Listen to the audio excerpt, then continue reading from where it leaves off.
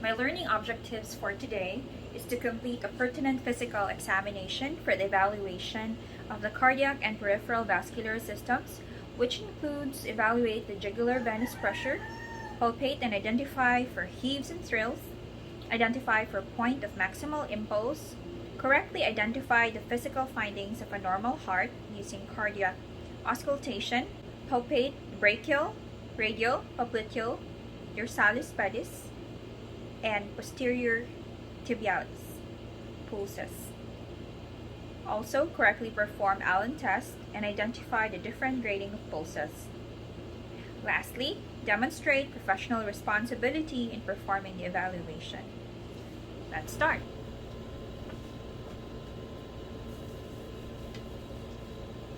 Hello, how are you today?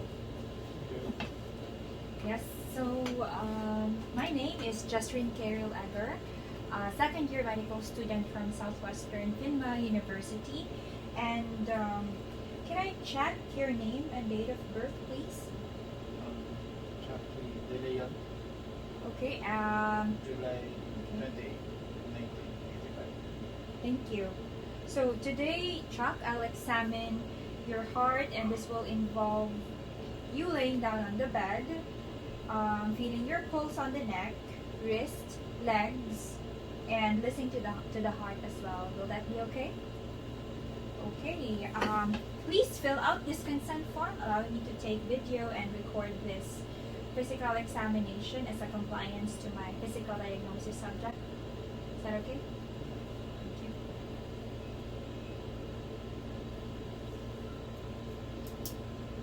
Okay, thank you so much, Chuck. By the way, do you feel any pain anywhere in your body before we start? No.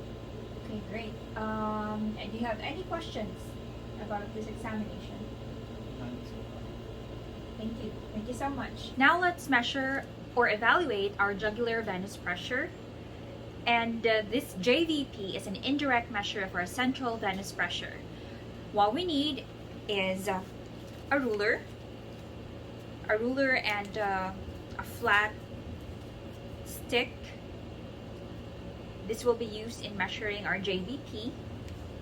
Of course, your pen light for tangential lighting. Okay, so first let's position our patient properly by raising his head to relax his sternocleidomastoid muscle. Also by using stacks of pillows and patient on supine position. Let's elevate him to at least 30 to 45 degrees.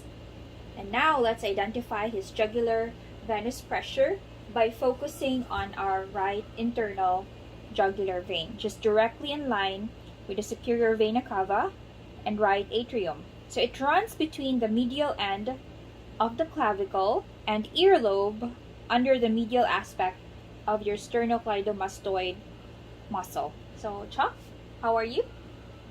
I'm good. Okay, so I will assess your jugular venous pressure. Tilt your head slightly to the left for me, please. To the left. And find the internal jugular vein pulsations. Okay, so this is your clavicle. Your sternocleidomastoid muscle should be here. And remember that your right internal jugular vein is so close with your external jugular vein. So let's make sure that we are checking on the double wave pulsation. And be careful not to press too much, because your internal jugular vein is also close to your carotid artery, and pressing it a lot might cause any irregularities on your patient's blood flow, even syncope, if you press it too much. So it should be, the pulsation should be right here. Okay, so let's use tangential lighting, and it's best, please move your tilt further so we should be looking at a double wave pulsation. Now I'll measure the jugular venous pressure. So first, identify the highest point of pulsation in the right jugular vein. Extend a long rectangular object horizontally from this point, and a centimeter ruler vertically from the sternal angle making an exact right angle. So let me find the 1 centimeter ruler. So there, your centimeter ruler. Okay, so let me try to use a ruler instead of a tongue depressor. Sorry if it tickles you, let me know, okay? So this is your sternal angle. I'll place here the centimeter ruler. Of course, the 0 is on the sternal angle. There. Please tilt your head again to the left, Chuck. Thank you. And let's just check again the maximal pulse of your internal jugular vein. So it's about 3 centimeters. There. Supposing that we have our internal jugular vein pulsation right here. Okay. Horizontal line, and then right angle to your ruler on top of the sternal angle. So this is about 3 centimeters. That's where these two rulers meet. So that 3 centimeters will be added to 5 centimeters, which is the distance from the sternal angle to the center of the right atrium. And the sum is the JVP, or estimate of the central venous pressure. So that's 3 centimeters from your sternal angle, and the horizontal ruler meets the vertical ruler. They crosses at the 3 centimeter point, and then again we will add that to 5 centimeters.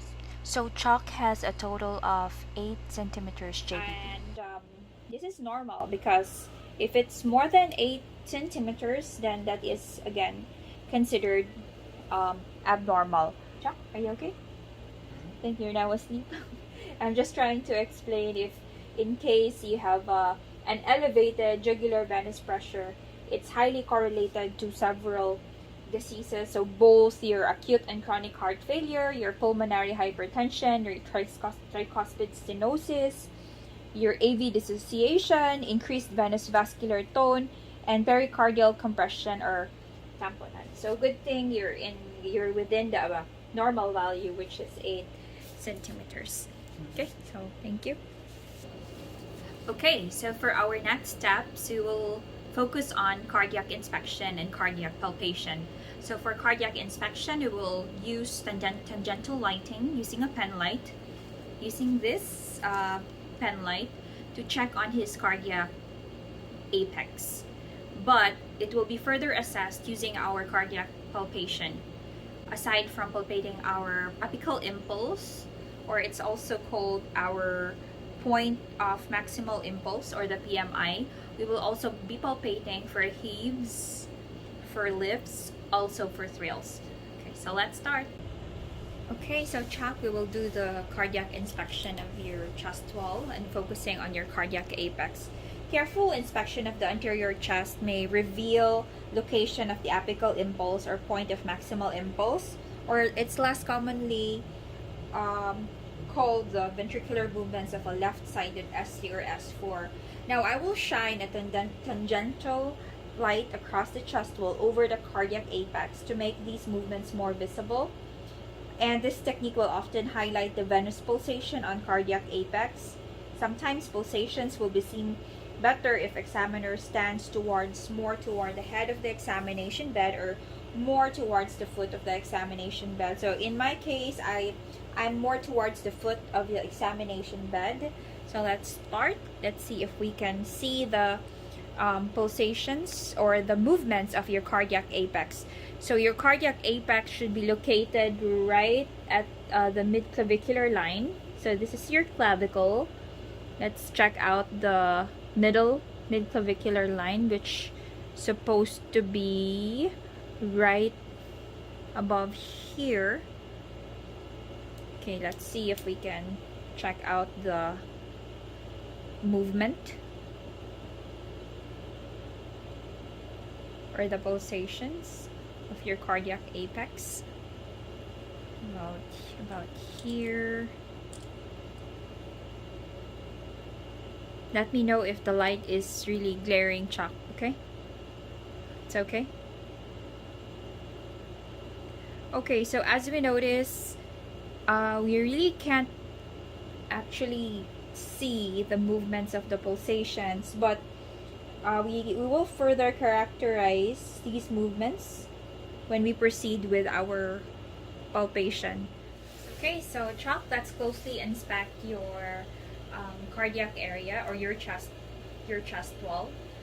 Let me feel the pulse on your chest. So I will be palpating for the heaves and thrills, also for any lifts. For the heaves and lifts, I will palpate it using the palm of my hand, and of course we will palpate it on the palpation areas. So let me just open this. Okay, so we will palpate starting from the apex area, which is at the 5th intercostal space, right along the midclavicular line. So we will check for any sustained impulses that rhythmically lift my fingers or the palm of my hand. So this is usually produced by any right or left ventricle or atrium enlarge or hypertrophy, and occasionally by your ventricular aneurysms. So hopefully you will not be feeling any impulses or any lifts, rhythmic or any lifts, any heaves from your chest wall. Okay, let's proceed to the tricuspid area. Then next to your second left intercostal space, which should be your pulmonary or pulmonic area. Then crossing the sternal to check on the second right intercostal space, which is your aortic area. Okay, now let's go check out, palpate for the thrills. So for this time, for the thrills, I'll be using the padded area of my palm near the wrist. Then firmly press it on your chest to check for a buzzing or vibratory sensation caused by underlying turbulent flow. So your thrill is like a palpable murmur, and we will follow the palpation area that we did earlier, starting from your apex. So we shouldn't be feeling any buzzing or vibratory sensation.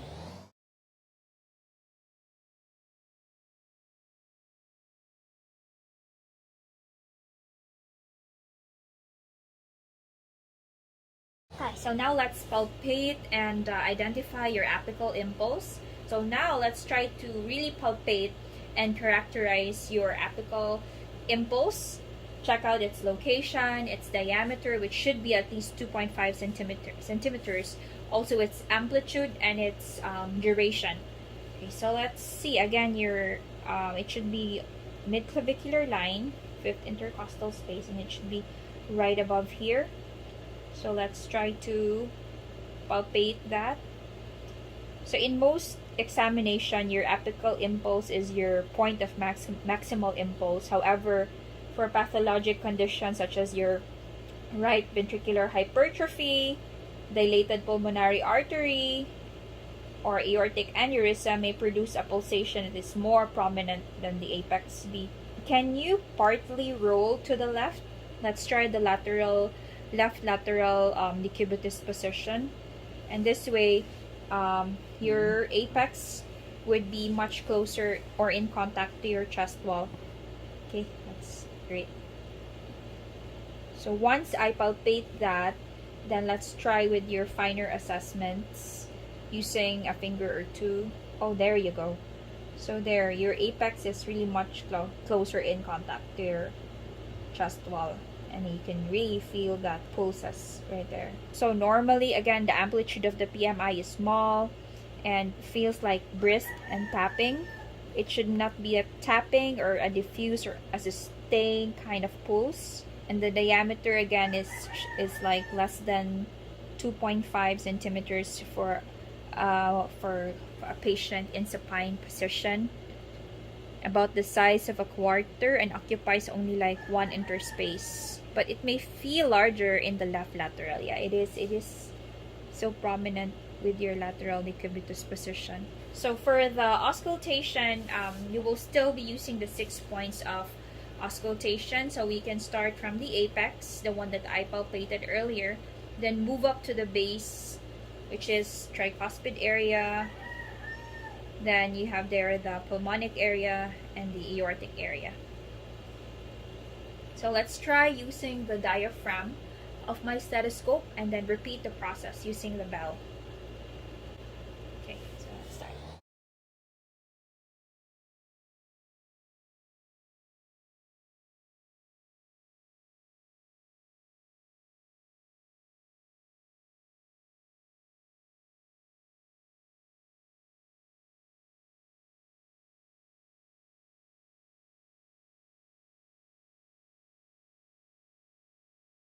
So let's repeat the process using the bell, starting from your second right intercostal space, which is your aortic area.